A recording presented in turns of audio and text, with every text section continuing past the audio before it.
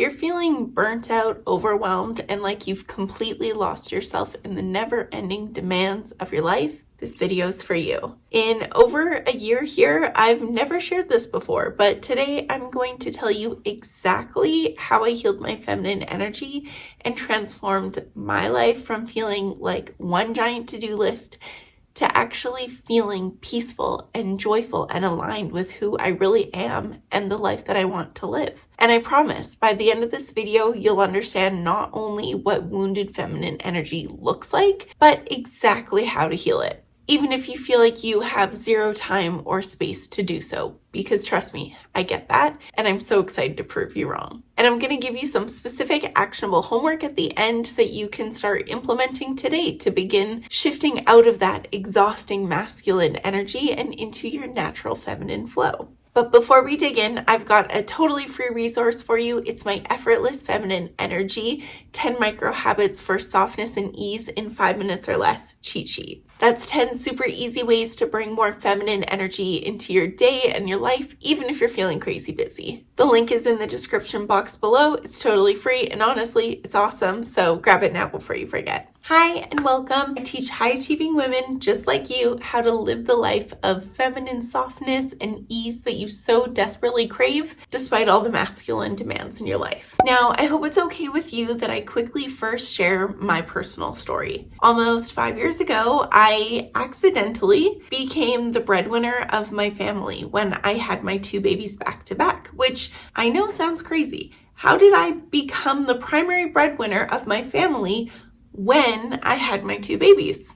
It's a good question, and it's kind of a long, boring story, but here's the short version. I am self-employed. I live in Canada, so I didn't get a maternity leave, but in Canada, fathers are equally eligible to paternity leave here. So my husband took that paid time off leave with our babies. On paper, it made a lot of sense. I was working full-time for us, which made sense because my job has always been work from home since way before the COVID days. But don't get me wrong, even though I was working from home, it was still a super demanding role. So I was doing that during the days, trying to kill it at work and work like I wasn't a mom, which felt impossible because I had mom brain and mom guilt and was sleep deprived and it goes on and on, right? And then when I could step away from work, I wanted to overcompensate and be super mom, right? Mother like I didn't have a job. I poured absolutely everything I had into my kids when I wasn't working, more than was necessary, frankly, because I felt guilty for working and for being away from them most of the day. And my husband is a saint, and he did all that he possibly could to help me not feel this way, but his words didn't matter. They didn't land. Nothing mattered. My guilt and my desire to prove myself as a good employee and as a good mom and as a good wife and as a good everything, it was all internal. And by the way, back then, good to me meant doing more, doing the most. I thought that I was a good mom if I did XYZ above and beyond to overcompensate for the fact that I worked. And I thought that I was a good employee if I did more than was expected of me and my role to overcompensate for the fact that I was now a mother. And I thought that I was being a good wife if I was doing as much for my husband as I possibly could. And not that I would ever call it that at the time, but yeah, I was totally mothering him. And at the time, I thought that was a good thing. Hint, it was not. And so, without either of us realizing it, I was fully operating in my wounded masculine energy. I had no feminine energy to think of whatsoever. I was painfully out of touch with it, which was completely wounded and completely broken. And it wasn't until a couple years later that I knew I was totally desperate for a change. I wanted life to feel different, but I had no idea what exactly that fix was. The demands of my life, my kids, my job, my marriage, they weren't going anywhere, so it didn't feel possible to feel free anymore. I thought that that's just how things had to be. I thought it was just how I had to feel. And then one day I somehow learned about feminine and masculine energy, what they are, what fuels each, and how to heal them when wounded. And immediately, and no, I'm not saying that all of my life's problems were solved in a day, but I do mean it when I say that I immediately felt better. and saw my life start to turn around as soon as I started working on healing my wounded feminine and masculine energies. It's a big claim, but I say it with my chest because it was my reality. And I owe all of my feelings of peace and joy and contentment and life finally feeling like the version of it that I want to be living rather than one big never-ending to-do list to healing out of my masculine energy and into my feminine energy. And honestly, after I had my kids and I felt like I lost almost all of my freedom, I didn't think that life could feel this good, but it does. And I'm so grateful to have figured this out for myself, and I am honored to get to share this with you because I know that it will change your life. So let's first start by understanding what masculine and feminine energies really are. What do they mean? This is so important because you can't heal what you don't understand, right? The masculine energy is the doing energy, whereas the feminine energy is the being energy, the flowy energy. Characteristics of masculine energy are things like thinking, structure, logic, doing, accomplishing, conquering, leading, forcing, protecting, providing, giving, action, and discipline. When we are doing something, striving for something, we are activating and working from our masculine energy. Whereas characteristics of feminine energy are things like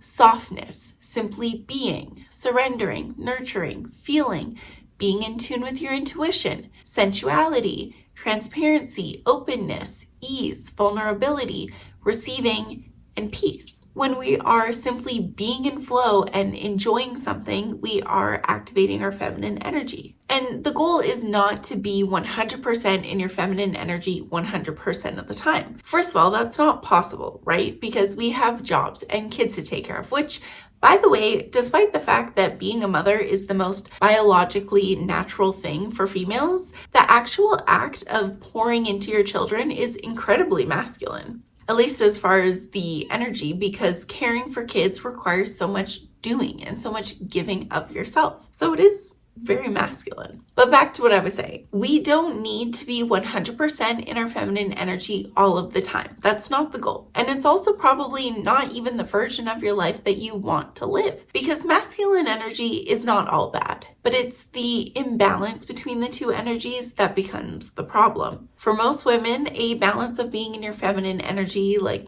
60, 70, 80% of the time, and in your masculine energy the rest of the time is ideal. But that's not the reality for most women. Most women these days are doing 50-50 at best. And most oftentimes the scales tip to being even more in your masculine energy than in your feminine energy. Because today, women were often raised in a very patriarchal society that emphasizes masculine models of success. Everything is about doing and discipline and hard work. And your worth is determined by how much you can do, how much you can produce. There's no value in rest. You're expected to work and raise the kids and do everything for them and make more money and keep your house pristine and have a high sex drive and impress others, and it goes on and on and on. And of course I'm generalizing, and every woman and family has her own situations and nuances, but this is an accurate generalization of women in today's world. So no wonder your energies are all out of whack. So the first important thing that I want you to hear is this: it is not your fault. And the second thing that I want you to hear is that it is absolutely possible for you to become realigned with yourself and to activate your feminine energy despite the masculine demands of your life. I did it when I felt pretty hopeless, to be honest with you, so I know that you can do it too. And before we go deeper into exactly how to do that, I really need to drive home why you must rebalance these energies. It's not just a nice to have, because balancing these energies leads to fulfillment and empowerment. It is not a small thing. And whether you recognize it or identify it or not, being predominantly in your masculine energy is wreaking havoc on your life to at least some degree. A 2019 study published in the Journal of Health Psychology found that chronic stress, which is what happens when women are constantly operating in masculine energy, can actually alter your brain chemistry and lead to anxiety and depression and even physical illnesses. This isn't just about feeling better and like having everything be cute. It's about your health and your overall being and just how you experience life. Living for the future without enjoying the present is one of the most painful characteristics of a woman who's living predominantly in her masculine energy. And I don't want that for you. Healing your wounded feminine energy is crucial for a life filled with joy and fulfillment. It's essential for passionate, fulfilling romantic relationships. It creates the seductive energy that drives romance and intimacy. It enables deeper connection and passion. It governs sensuality and flow and receptivity. And it brings more joy, more flow, more passion into all areas of our life. So let's talk about how to identify if you have wounded feminine energy. And the first big sign is control. Do you feel the need to control every aspect of your life? Your kids, your finances, your household, your career, all possible outcomes of everything ever. This kind of micromanaging creates serious stress and a real lack of joy. It keeps you stuck in your head rather than in your body. And control creates scarcity and depression and anxiety. It blocks creativity and intuition and pleasure and blocks all the good things that are coming your way. And it makes it impossible to receive, which is a key feminine quality. And here's the irony of control. We control to feel safe, but it actually creates more suffering for us. It gives us an illusion of safety, but actually it causes more anxiety. And the energetic cost of that constant control is that it exhausts your energy and it drains your vitality. It creates tension in your body and in your relationships, and it prevents you from experiencing flow and magnetism, right? It stops all that good juju coming to you. And another sign is perfectionism, and I've been there. Needing everything to be perfect, from how your baby sleeps to how you look to the work that you do. This perfectionism leads to even more anxiety. And when good enough really is good enough, it's such a relief to feel and truly believe that. And then there's workaholism, setting and constantly chasing goals at the expense of your personal life. That feeling of never being able to stop working, like if you stop, everything will fall apart. Do you feel guilty when you relax? When you do nothing? When you're not doing much of anything or just simply enjoying simple pleasures? Do you feel the need to always appear busy and productive? That is the exact opposite of feminine energy. Aggressiveness and defensiveness are also sure signs of wounded feminine energy. Being overly aggressive is obviously a sign of masculine energy, but so is being defensive. The confident feminine woman is absolutely strong, but she is not aggressive because she knows that it doesn't serve her.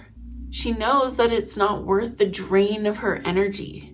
She knows she doesn't need to waste her precious, beautiful energy on defending herself or making sure that others have a certain perception of her. She knows that others' opinions of her are not her business, and frankly, they're not worth her energy. Other signs would be a lack of authenticity, not being your true self due to people-pleasing, changing your opinions to match others, disconnection from your intuition, and ignoring internal warning signs. People-pleasing behaviors like desperation or a need for validation from others, compromising your own boundaries and values to please others, fear of people being upset with you, and prioritizing others' needs and happiness at your expense.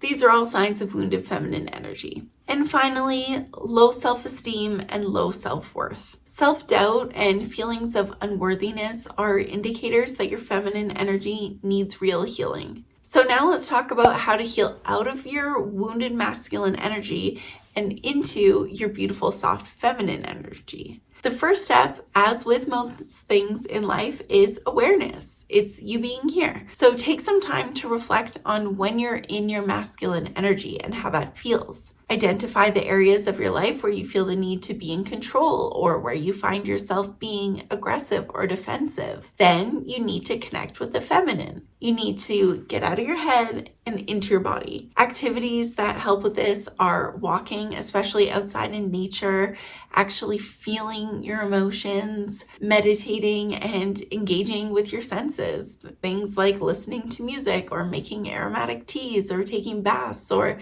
using aromatherapy. And those things might sound a little frivolous, but they're not, and their effects compound. You must learn to actually feel your emotions, know how to label them and move through them, not just push them down. This is so important. Slowing down is a really huge one.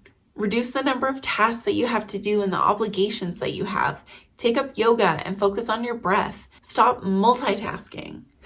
Please, for the love, stop doom scrolling. You need to greatly reduce the amount of information and stimulation that your brain takes in. Instead, find relaxing hobbies that you love.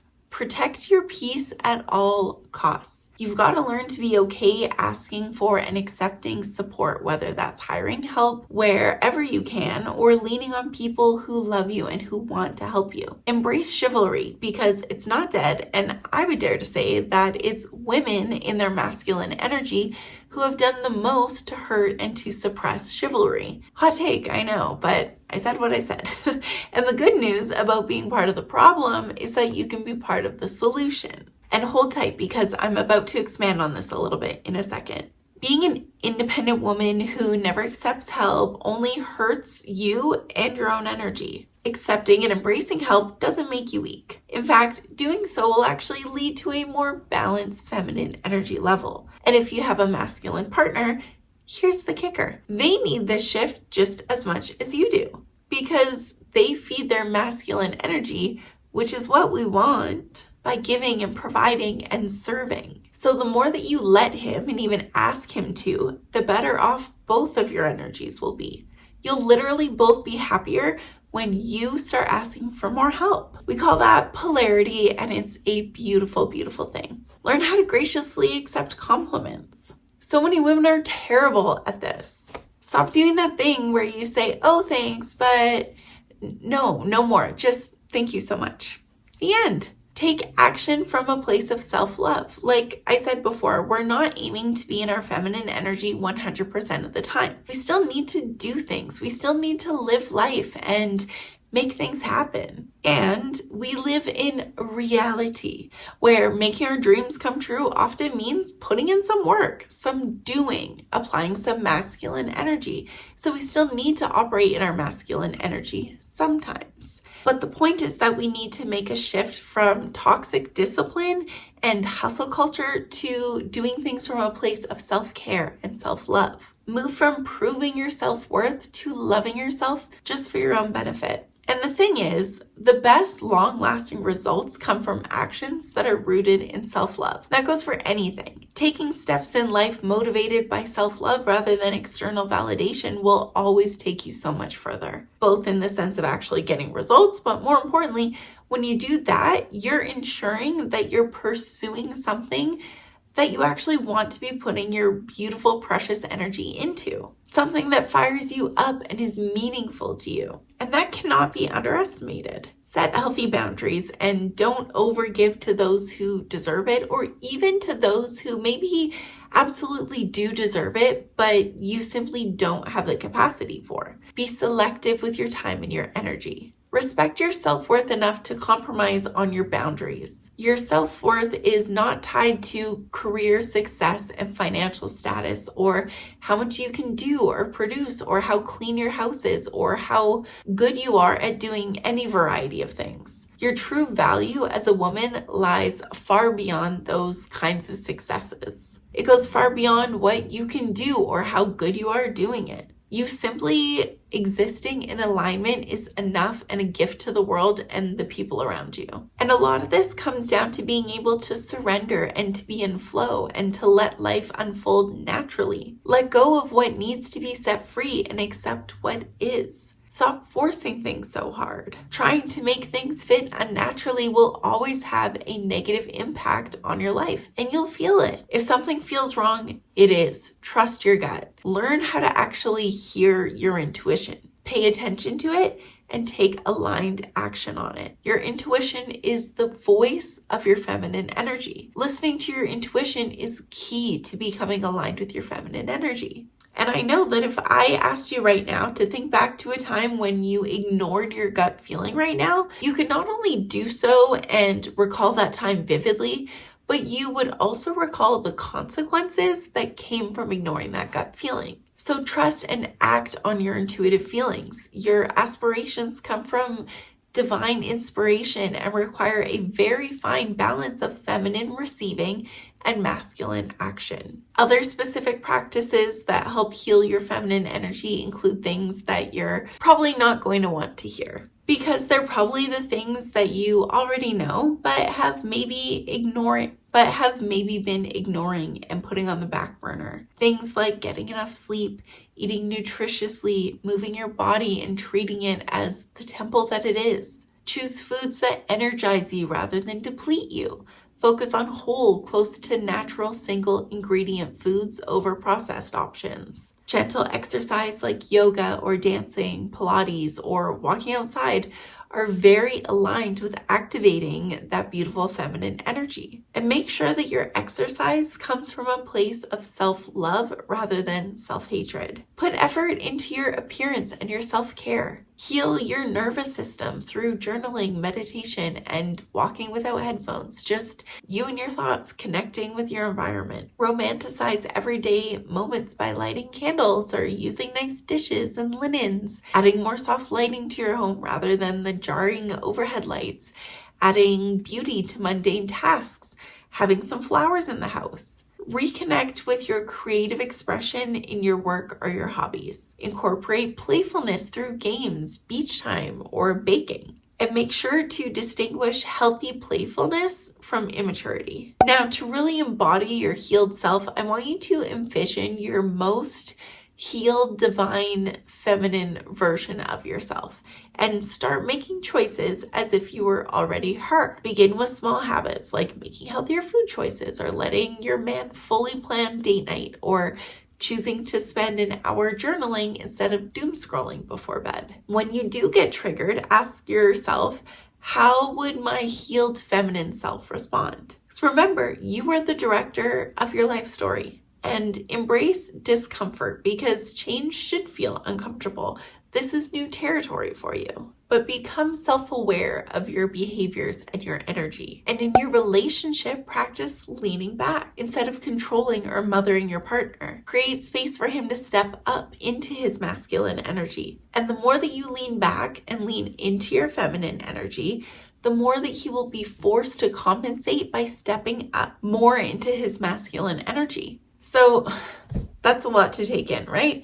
But if there's one thing I want you to remember from this video, it's that healing your feminine energy is not about adding more to your plate. I know that you don't have any more space on it. It's about doing less, being more present, and reconnecting with your true self. And now, as promised, here are 5 specific actions that you can take, your homework if you will, to start healing your feminine energy today. First, start a daily sensory practice. Set aside just 5 minutes every day to engage one of your senses fully. It could be savoring a piece of chocolate without any distractions, cozying up with the feeling of a soft blanket, or closing your eyes and really listening to beautiful, peaceful music. This practice helps you get out of your head and into your body, which is essential for embodying feminine energy. Second, practice the energy check-in. Morning, noon, and night, pause for just 30 seconds and just simply ask yourself, am I in my masculine energy or my feminine energy right now? No judgment, just looking to get aware. And if you notice that you're in your masculine energy, take 3 deep breaths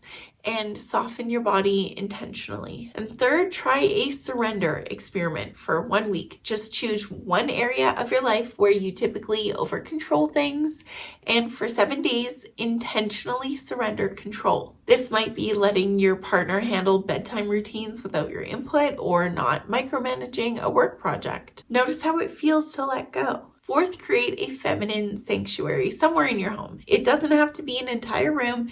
Even a corner will do. It could even be your bed and your bedside table. Fill it with things that activate your senses and make you feel really beautiful, and make you feel peaceful and at ease.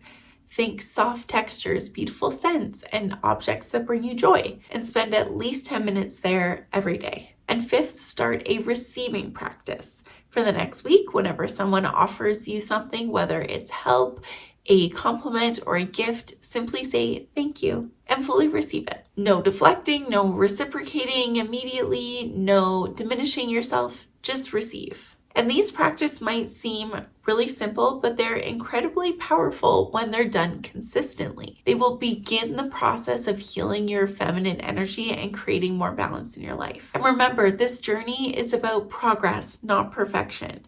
So be gentle with yourself as you move through it. Don't forget to grab my free Effortless Feminine Energy cheat sheet down below to get 10 micro habits for softness and ease in 5 minutes or less. The link is in the description below. And if you found this video helpful, I know that you'll love this one, all about how to inspire your man's masculine energy.